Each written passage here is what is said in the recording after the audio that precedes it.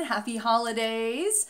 So it's that time of the year. It's the end of the year. We're all going to be wrapping things up and starting anew. Before you know it, it's 2018.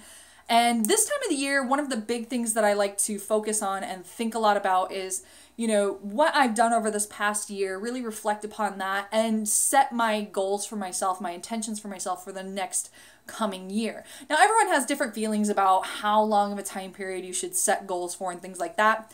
I've actually been very comfortable in doing year-long goals for quite some time now. But there's tactics you have to use when you're setting goals, okay? And what I mean by tactics is you have to create goals that are relevant and realistic for you in whatever time period you're setting them for. So, you might have a goal that if you create it too big and expect it in too short of a time frame, you're setting yourself up for failure. You don't want to do that. You always want to be making sure that you're setting goals that are realistic. And when it comes to year-long goals, usually you have the year goal, and then you have it broken down throughout the year to certain milestones, to other certain like mini goals that help you get to that year-long goal.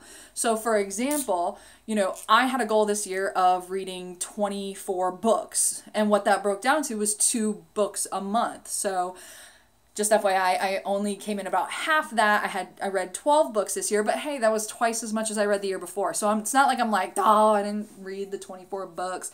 I read 12 books. I'm pretty happy with that. So I'm actually redoing that goal for this year and setting the bar again at 24 and hoping that this year, or aiming for this year, getting more into that. And honestly, for me in the first half of the year, I was spending so much time with education. I was in college. One of my goals was to actually get my degree, which I did accomplish this year. So, woo, woo.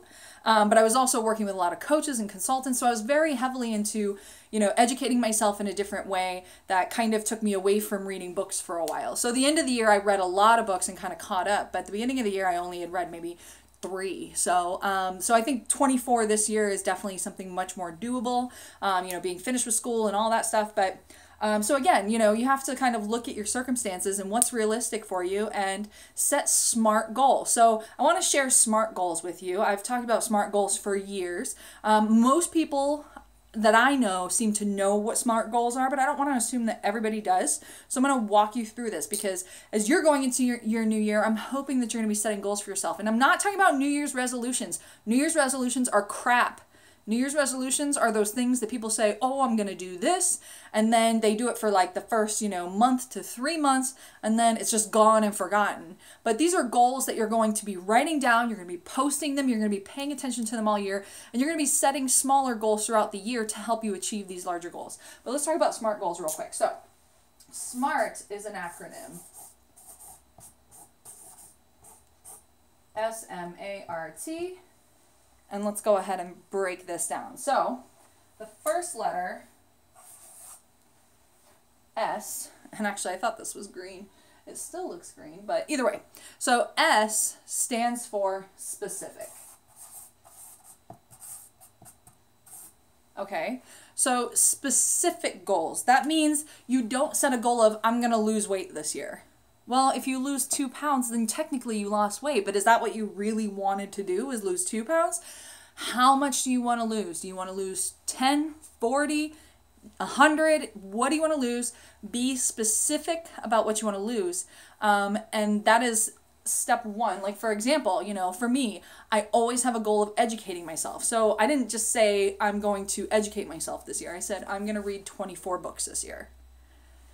So don't be, if you're vague about it, then you never know when you accomplished it. Part of the process, part of this whole process is at the end of the year, you can look back and go, this is what I did this year. That's pretty awesome. So now we have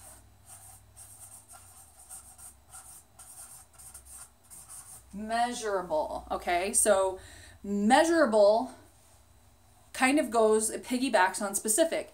When you're specific about something, then you know exactly what it's going to take for you to hit your goal, and that makes it measurable. I didn't say I want to read more books this year. I said I wanted to read 24 books this year.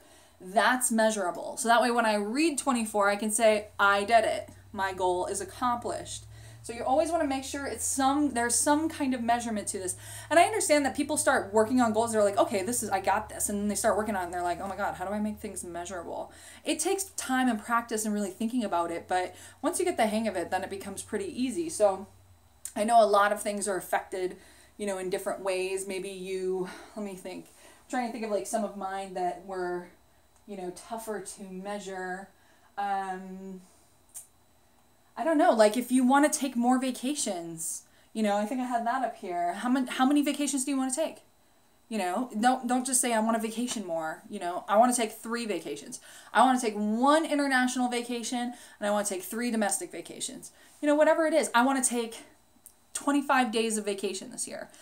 Make it measurable, make it specific and measurable so that way you know that you've reached it when you've gotten there, okay? So the next one is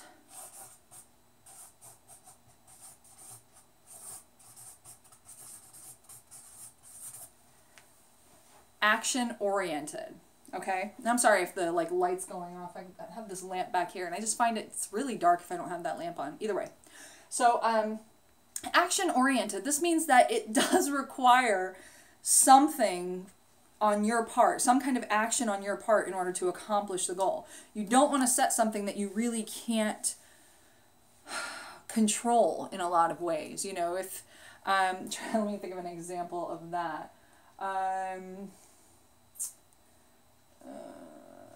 can't come up with an example, but either way, so action-oriented just really means that. It means that it takes something on your part in order to accomplish the goal. And being able to be clear about these actions. So it's like if you want to lose 40 pounds, what are you going to do to lose those 40 pounds? Are you going to hire a personal trainer? Are you going to start running 3 times a week? Are you going to do whatever? And when you're setting your year-long goals, okay, one disclaimer I want to make, because I always saw people do this, is people would say, my year-long goal is I want to work out 3 times a week. And I'm like, whew, that's great, but you're setting yourself up for failure because the first time you miss it, you've just lost that goal for the year. So your year-long goals it all has to be relevant, which is actually my next letter, but it has to be relevant to whatever your time period is that you're looking at. So in a year, you want to set a big goal like I want to lose 40 pounds. Now your monthly goal can be I want to work out 3 times a week. So that way when you don't do it one month, the next month it's like a reset, If you don't accomplish it in a year, or if 4 weeks in now you've just ruined your whole year goal. You don't want to do that. You want to make sure that these things make sense. But again, action oriented. So working out 3 times a week is a great way, a great example of an action you would take in order to hit your ultimate goal of losing weight. Okay. So the next one, as I was mentioning, is actually 2 R's.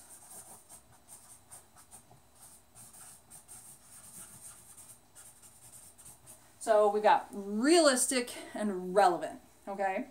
So realistic and relevant, that means don't set unachievable goals for yourself, okay? These should be things that make you excited. And that's one of the big things that was always the big things when I would assign this to my team, because they would share their goals with me and I would look at it and I'm like, are you really excited about this? Or are you just pulling crap out of your butt? Some things I was just like, is this exciting for you? Because if it's not, then, think about something else.